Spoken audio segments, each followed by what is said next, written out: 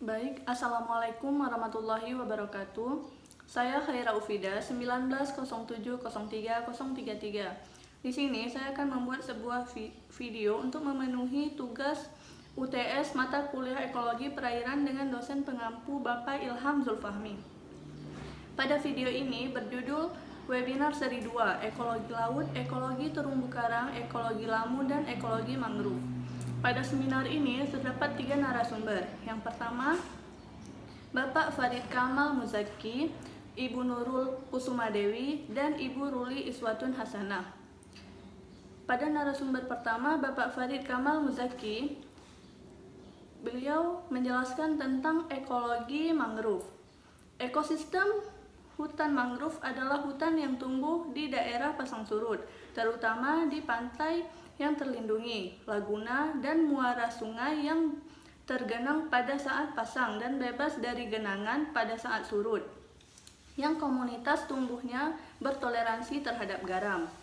Hutan mangrove adalah komunitas tumbuhan yang tumbuh di daerah pasang surut. Kondisi habitat tanah berlumpur, berpasir, atau lumpur berpasir. Ekosistem tersebut merupakan ekosistem yang khas untuk daerah tropis dan subtropis. Terdapat di daerah pantai yang berlumpur dan airnya tenang atau gelombang laut tidak besar.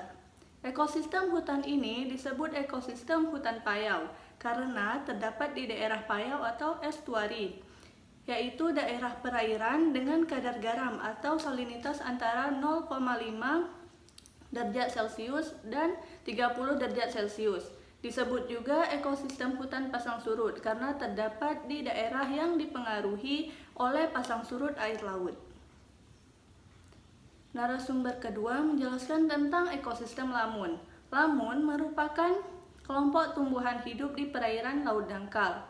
Lamun merupakan tumbuhan berbunga atau Angiospermae yang memiliki kemampuan beradaptasi secara penuh di perairan, yang memiliki fruktasi salinitas tinggi. Hidup terbenam di dalam air dan memiliki rizoma, daun, dan akar sejati.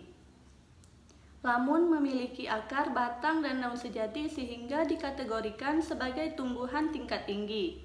Lamun juga berbunga, berbuah, dan menghasilkan biji. Selain itu, lamun dikenal sebagai tumbuhan berumah dua, yaitu dalam satu tumbuhan hanya ada bunga jantan saja atau bunga betina saja. Sistem pembiakan generatifnya cukup khas karena mampu melakukan penyerbukan di dalam air dan buahnya terendam di dalam air. Baik, pada narasumber ketiga menjelaskan tentang terumbu karang. Terumbu karang adalah sekumpulan hewan karang yang bersimbiosis dengan sejenis tumbuhan alga. Hewan ini memiliki bentuk unik dan warna beraneka rupa serta dapat menghasilkan CaCO3. Terumbu karang merupakan habitat bagi berbagai spesies tumbuhan laut, hewan laut, dan mikroorganisme laut lainnya yang belum diketahui. Habitat terumbu karang pada umumnya hidup di pinggir pantai atau daerah yang masih terkena cahaya matahari kurang lebih 50 meter di bawah permukaan laut. Beberapa tipe terumbu karang dapat hidup jauh di dalam laut dan tidak memerlukan cahaya.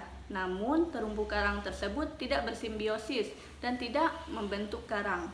Ekosistem terumbu karang sebagian besar terdapat di perairan tropis. Sangat sensitif terhadap perubahan lingkungan hidupnya, terutama suhu, salinitas, sedimentasi, eutrofikasi, dan memerlukan kualitas perairan alami atau pritin.